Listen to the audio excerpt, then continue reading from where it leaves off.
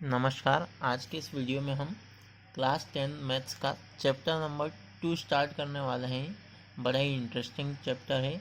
Chapter का नाम है बहुपद, इंग्लिश में पॉलिनोमियल्स कहते हैं। बहुपद के बारे में हमें पिछली क्लासेस में पढ़ा होगा, तो चलिए इसको हम आगे कंटिन्यू करते हैं। देखते हैं बहुपद की घात क्या होता है। तो बहुपद की घात को हम ऐसे लिख सकते हैं कि किसी बहुपद के अंदर उसकी जो उच्चतम घात होती है, उसकी उच्चतम घात को बहुपद की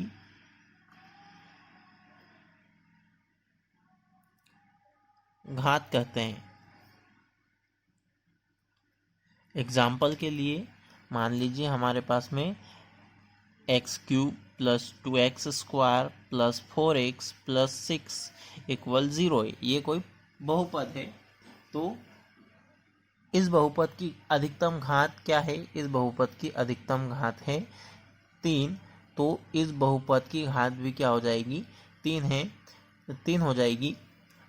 एक और एग्जाम्पल के थ्रू समझते हैं। मान लीजिए हमारे पास में एक और एग्जाम्पल है 2x square plus 5x plus 6 equal 0। तो यहाँ पे इसकी अधिकतम घात 2 है, तो बहुपद की घात क्या हो जाएगी?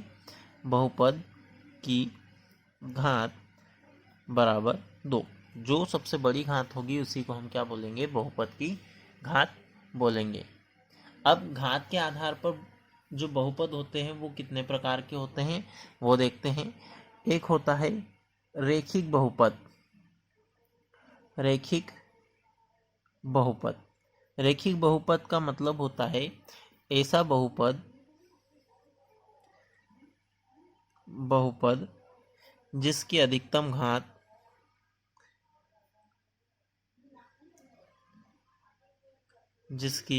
अधिकतम घात दो होती है, एक होती है, जिसकी अधिकतम घात 1 होती है। तो यहाँ पर एग्जाम्पल लिखते हैं इसका। जैसे x प्लस 5 इक्वल 0, इसकी अधिकतम घात कितनी है? 1 है। तो ये क्या हो जाएगा? रेखिक बहुपद। 2x प्लस 5, ये भी क्या हो जाएगा? एक रेखिक बहुपद। 6x प्लस 2, ये भी क्या हो जाएगा? एक रेखिक बहुपद का एग्जाम्पल हो जाएगा। तो जिसकी घात 1 होती है उसको हम बोलते हैं रेखिक बहुपद। इंग्लिश में इसको लीनियर पॉलिनोमियल कहते हैं। अब अगला है द्विघात बहुपद। द्विघात बहुपद को इंग्लिश में क्वाड्रेटिक पॉलिनोमियल्स कहते हैं। ऐसा बहुपद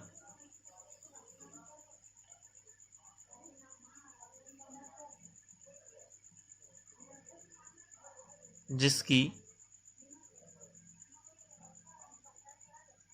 अधिकतम घात 2 होती है। मतलब ऐसा बहुपद जिसकी अधिकतम घात हाईएस्ट पावर कितनी होती है? 2। जिसे 2x square plus 4x plus 3 equal 0।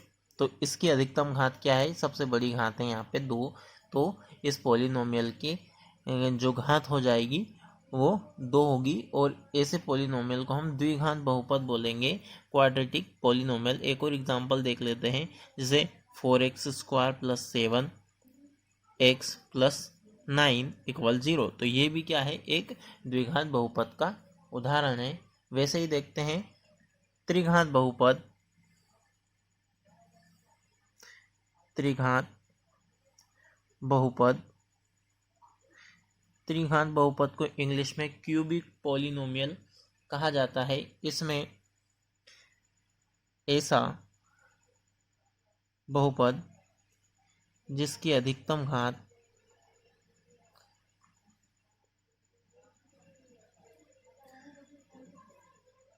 घात 3 होती है उसको हम त्रिघात बहुपद कहते हैं। एग्जाम्पल के रूप में हम लिख सकते हैं x³ plus 7x square plus 5x plus 2 equal 0। ये क्या हो जाएगा, एक क्यूबिक पोलिनोमियल। जैसे एक्स क्यूब माइनस 27 इक्वल 0, तो ये भी क्या है, एक क्यूबिक पोलिनोमियल हम इसको कहेंगे। तो बहुपद की घातों के बारे में हमने जान लिया है। अब इसको हम जो बहुपद हमको पढ़ना है इस चैप्टर में, वो हमको पढ़ना है क्वाड्रेटिक पोलिनोमियल, मतलब द्विघात बहुपद के बारे में पढ़ना है, मतलब जिसकी अधिकतम घात कितनी होगी, 2 होगी। तो जो द्विघात बहुपद होगा, द्विघात बहुपद क्वाड्रेटिक पोलिनोमियल, इसका जो व्यापक रूप होगा, व्यापक रूप मतलब इसको हम किस तरह से लिखेंगे, इसका जो जनरल फार्मूला होगा, जनरल फॉर्म होगा, वो होगा x square plus b x plus c equal 0। मतलब एक्स स्क्वायर के साथ में जो कॉफिशिएंट होगा उसको हम ए लिखेंगे, और एक्स के साथ में जो कॉफिशिएंट होगा उसको हम बी लिखेंगे, और जो ओनली कांस्टेंट अचर पद होगा उसको हम सी लिखेंगे। अब हमको देखना है बहुपद के शून्यकों का ज्यामितीय अर्थ।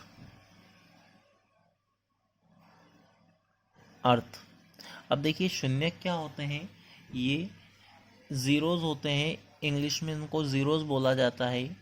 मतलब इनके जो मूल होते हैं उनको हम शून्य के रूप में लिखते हैं कि ये कहाँ से, कोई क्वाड्रेटिक इक्वेशन है तो वो कहाँ से मिलकर बनी हुई है। जैसे मान लेते हैं 2x square plus 5x plus 6 equal 0, ये कोई इक्वेशन है, तो ये किन रूट से मिलकर बनी हुई है या किन शून्यकों से मिलकर बनी हुई है। तो यहाँ पे x की डिफरेंट वैल्यूज़ होती है, उन्हीं को हम क्या बोलते हैं, शून्य कहते हैं। अब शून्यक जो होते हैं इनकी घात के बराबर होते हैं। जैसे ये एक द्विघात बहुपद है, इसकी घात अधिकतम 2 है, तो यहाँ पे शून्यकों की संख्या भी कितनी होगी, 2 ही होगी। शून्यकों की संख्या भी कितनी होगी, 2 होगी। अगर किसी की घात 3 है तो वहाँ पे शून्यकों की संख्या भी कितनी हो जाएगी, एक्स क्यूब है, मतलब शून्यकों की संख्या क्या हो जाएगी, यहाँ पे 3 हो जाएगी। शून्यकों की संख्या भी यहाँ पर 3 होगी।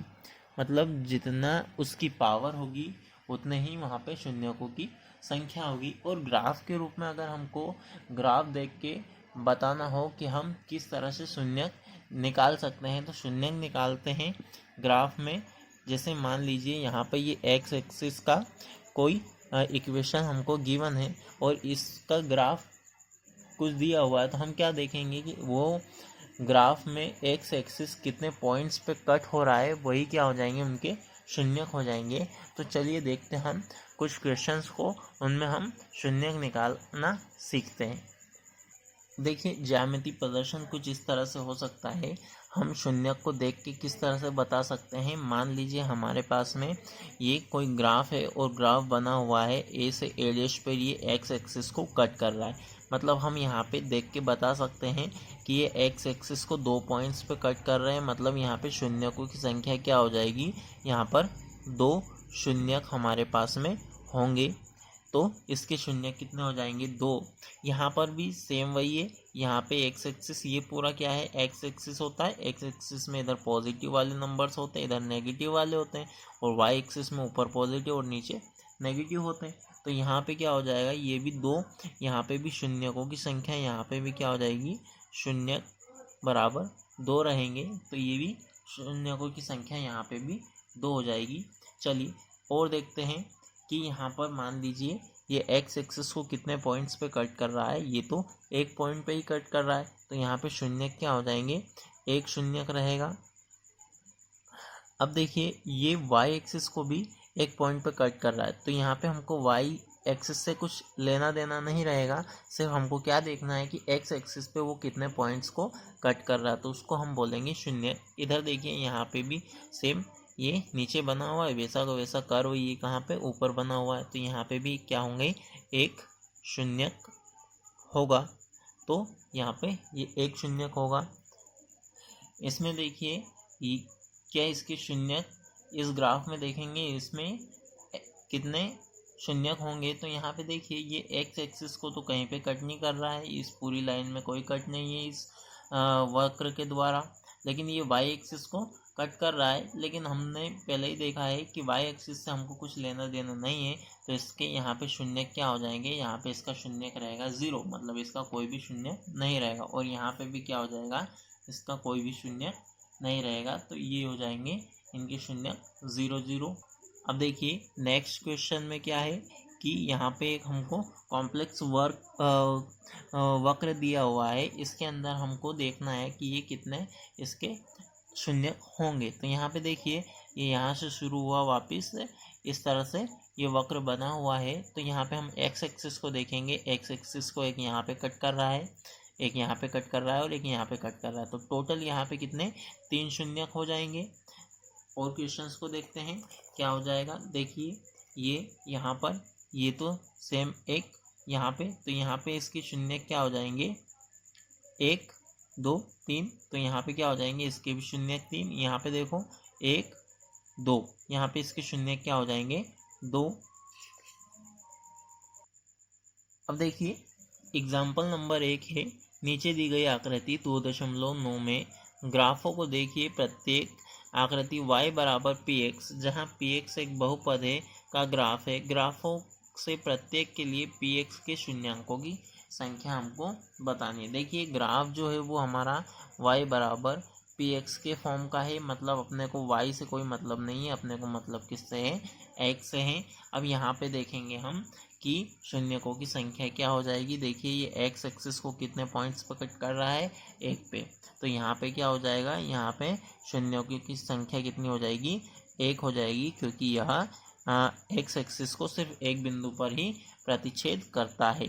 अब यहाँ पे देखिए इस वाले में 1 और ये 2, तो यहाँ पे शून्यकों की संख्या हो जाएगी 2, क्योंकि ये एक्स एक्सिस को 2 बिंदुओं पर प्रतिच्छेद कर रहा है। यहाँ पे देखिए 1 2 3, तो इसके शून्यकों की संख्या हो जाएगी 3, क्योंकि यहाँ एक्स एक्सिस को 3 बिंदुओं पर प्रतिच्छेद कर रहा है। यहाँ पे देखिए एक यहाँ कट कर रहा है, एक यहाँ कर रहा है, लेकिन अपने को तो एक्स एक्सिस को देखना है। तो यहाँ पे इसका जो आंसर रहेगा वो हो जाएगा, यहाँ पे शून्यकों की संख्या रहेगी 1, क्योंकि ये एक ही बिंदु पर प्रतिच्छेद कर रहा है। यहाँ पे भी देखेंगे तो यहाँ पे भी शून्य क्या होगा, एक्स एक्सिस को ये एक पॉइंट पे ही कट कर रहा है, तो यहाँ पे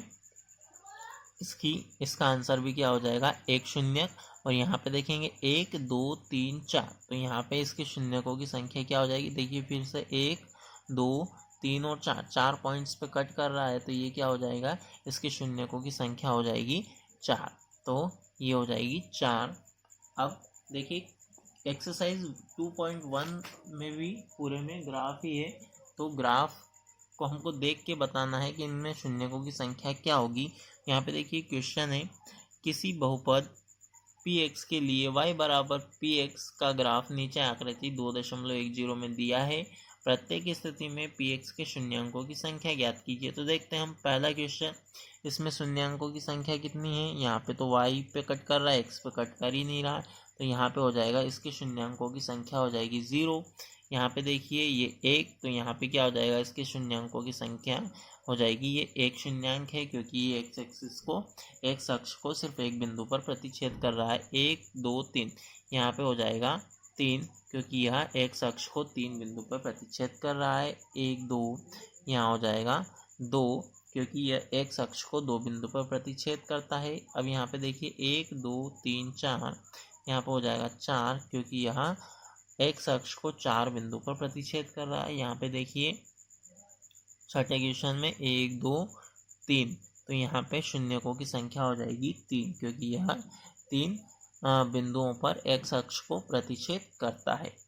ये हो गए हमारे 2.1 तक के क्वेश्चन, मतलब हमने आज बहुपद चैप्टर में 2.1 तक के सवाल किए हैं। कुछ टर्म्स को हमने देखा था कि रेखिक बहुपद क्या होते हैं, द्विघात बहुपद क्या होते हैं, त्रिघात बहुपद क्या होते हैं, बहुपद जो द्विघात बहुपद है उनके व्यापक रूप क्या होता है, और यहाँ पे ग्राफ को देखकर हम शून्यों की संख्या किस तरह से देख सकते हैं।